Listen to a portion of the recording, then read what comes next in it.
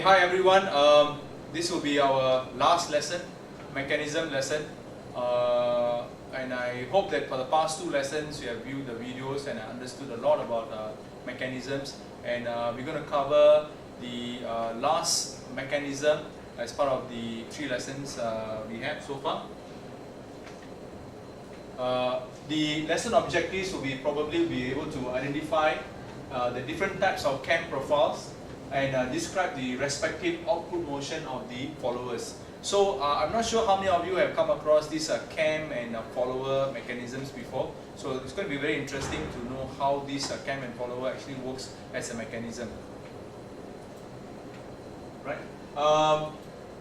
Cam is actually a rotating mechanical element which gives reciprocating. Remember our first lesson we talked about reciprocating and oscillation motion to another element known as a follower. So here you are seeing the cam and follower in action. So you have the cam on top and the follower, which actually when you look at the kind of motions they are creating, the cam will always be a rotational motion and the follower will go through the reciprocating motion. Right? So another example of the cam and follower mechanism.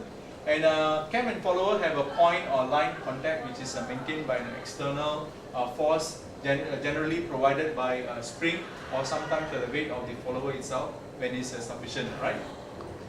Okay, and also just now I mentioned that the cam actually converts a rotary motion of one element into reciprocating, which is the linear motion up and down, or into oscillatory motion or the oscillation. Cam is the driver member and the follower is a driven member. Very similar to what we talk about in the gear system, which is the one is the driver, the other one is the follower. In this case, cam is the driver and the follower will be the driven member. Okay. What are the uses of cam mechanism? There are quite a number of usage in the, how the cam and follower can work together. Here you see cam and follower mechanism widely being used in the operating the inlet and exhaust valves of the internal combustion engine. Alright, so it's actually a very useful mechanism. As well as here they're used in wall clocks. Alright, we have to take the internal component. When you look at the internal components of the wall clock, you'll definitely be able to see the cam and follower mechanism in action also. Right? The other uses that commonly you can see the cam and follower mechanism being used will be the toys. Right? Very often you find them in the toys and games. They can be used with other cams to produce synchronized movements. Other mechanical systems such as the linkages, for example, and cranks are often required to make the system complete. So there'll be a combination of few mechanisms other than the cam and follower. It can be linkages, cranks that is being combined together to make the synchronized motion. Okay, we're going to look at some of the aspect of cam itself. All right. So we're going to be looking at the cam profiles. Cam profile actually refers to the shape of the cam. All right. Here you see we call this cam, which is the pair or egg or the point cam, because depending on the shape of the cam itself. And you have the heart-shaped cam profile. And you have the eccentric cam where the center of rotation has been shifted to another location, right? So it's called an eccentric cam. Last but not least, we have the drop or the snail cam, whereby the shape, the profile of the cam itself looks like the shape of the shell of a snail itself, right? So these are the profiles of the cams. We move on to how some of the terminology is being used when it comes to cam and follower profile. When we say one cycle, we are referring to one rotation, revolution of the cam, right? Dwell is another terminology that we use, whereby when the cam rotates but the follower does not rise or fall, all right, together with the cam, is actually we call it that particular situation dwell, right? We have the crown, whereby we are referring to the highest point of the cam is called the crown, where the cam actually, when it rotates, it goes to the highest point. All right. Last but not least, we talk about the rise. The rise that part of the cam that causes the follower to rise. So these are the profile, or rather, the terminologies being used when it comes to cam and profile motion. Okay. We are now going to zoom into all the different cam profile that we talked about just now. The first one will be the pair egg or the point cam. So we already mentioned about the profile. So it looks like a pair or an egg or the point cam. right? One half of this cam is actually circular, right? Circular, and with the axis of rotation through its center, right? And the other half is elongated, so the cam looks like a pear. So the other half we are talking about this part here, where it's elongated and looks like a pear or the egg or the point cam. All right. As the cam rotates, the follower only rises and falls against the elongated part of the profile. So you can see how the cam, when it's being rotated, how the follower actually moves together with the cam, right? And the pear-shaped cam are used for on the shafts of the car. The follower remains motionless for about half of the cycle of the cam, and during the second half it rises and falls back again. Right? So we are now going to look at a very graphical representation of the displacement of the follower, how the follower moves with the cam itself. All right. Here, when you're looking at the pear egg or the point cam, so the follower is sitting on the cam itself, and we are looking at the position which is at this point, whereby there's no motion being created, so it's stationary, right? So when the cam starts to rotate, you realize that the follower is still at the dwelling position. That means there is still no rise or fall, so it's still the same position, right? But when the cam rotates and reaches the crown position, which is the highest at the tip point, you realize that the cam actually has moved a certain distance or the displacement, right? And last but not least, when the cam rotates back again, so you goes back to the dwelling position, whereby there is again going back to the original position when we started off in the beginning. Alright, so we're actually looking at how the follower actually moves or displays when the cam actually rotates. Okay. We are now going on to the second profile, which is the eccentric cam, which I mentioned earlier. The center of rotation should be here, but for eccentric cam, it has been shifted to another location. All right, depends on how we move the center of rotation. It can be here, or can be even lower. All right, depending on the need, how you want the follower to move in a different way. So you can see the eccentric cam in action, whereby the center of rotation is here, and you can see the follower going up and down. All right, in a you can also think about if you want to have a greater displacement of the follower, you can think of where the center of rotation should be. All right. So if you have to think about, if you want to have a greater displacement, maybe the center of rotation can be shifted very low. Okay, maybe you can think about it and see, imagine how the follower will be displayed when the center of rotation is lower or in this position. Right. So when we look at the displacement graph again for the follower when it comes to eccentric cam, alright, it's a very smooth reciprocating motion. You look at the follower motion and being displayed, and you realize compared to the pear cam that we talked about just now, there is no dwell. Alright, it simply goes through a very smooth reciprocating motion. Okay.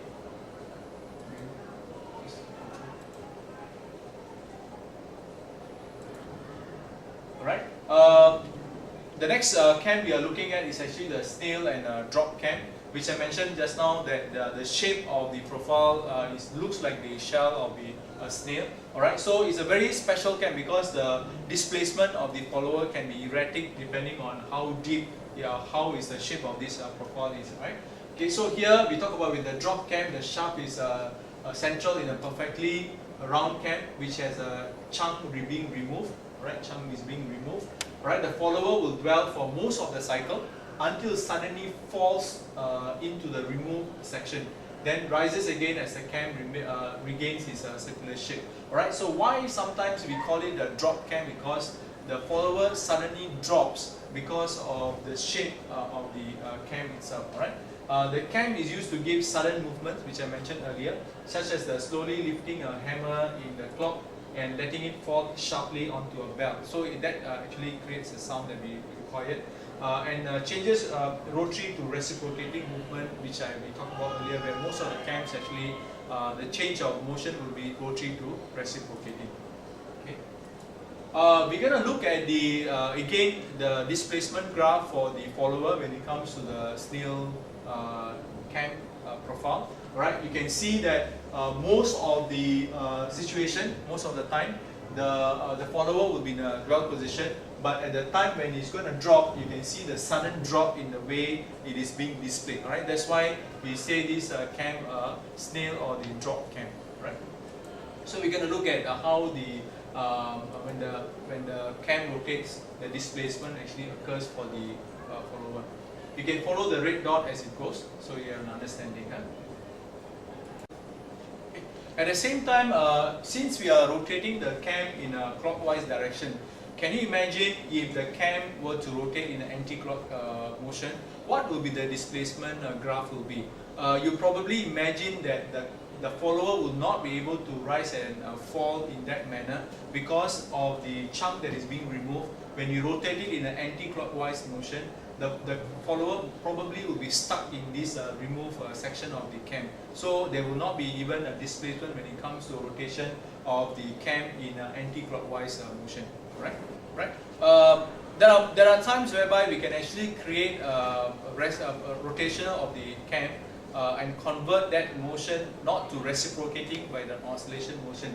Right? So here you can see very clearly how it can be done. So you still have the cam, but the roller, the follower will not be in a vertical position, is in a horizontal position, and you have a roller that is attached to this follower. So when the cam rotates in a rotary motion, the follower, which is sitting on the cam, actually goes in an oscillation motion. Alright, so it's being brought back again by a spring and the pivot here. So in this way, you can actually sort of manipulate the mechanism such a way that when the cam rotates, the follower not necessarily must go in a vertical or reciprocating motion, but you can also create the oscillation motion. So again, this drawing actually illustrates even better how this conversion of motion from rotary to oscillation can happen also.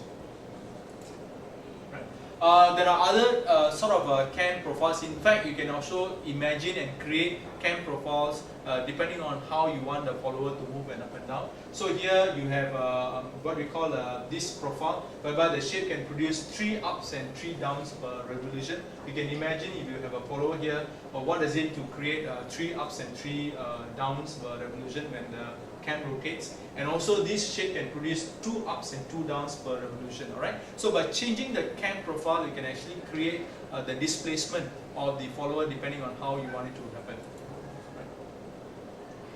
You can think about this question: what would be the cam profile for producing 3 sudden drops in a revolution? Can you just imagine, and maybe you can sketch a cam profile whereby when you want to produce 3 drops, alright, in one revolution, how will the shape of the cam look like?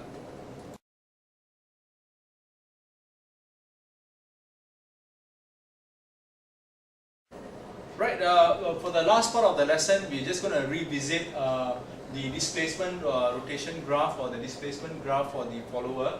You realize that what we did is just to change the center of rotation for the snail and drop cam, and you realize that the follower's displacement actually rises and suddenly drops, very similar to what we saw earlier on.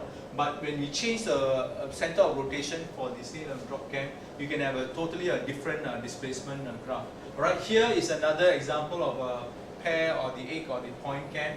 Again, you can see that the certain very large portion of the rotation, alright, actually the follower actually dwells. Alright, last but not least, the eccentric cam.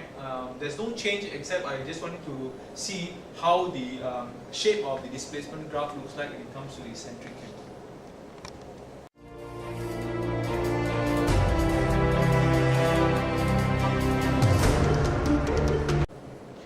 Alright, we have come to the third lesson, which is the final lesson for mechanism. Alright, if you were to remember the first lesson, we talked about the 4 different types of motions that the mechanism can create, and also we talk about for the second lesson, we talk about the gear system and the pulley system. And today's lesson we focus mainly on the cam and follower mechanism. Alright, I hope you have learned a lot through the 3 lessons. I urge you to go back and revisit the videos again and again for better understanding, and come back during the lessons as well to do your assignment and also clarify your questions through whatever you watched through the video with your teachers. Alright, so I hope you enjoy the 3 lessons that we have provided.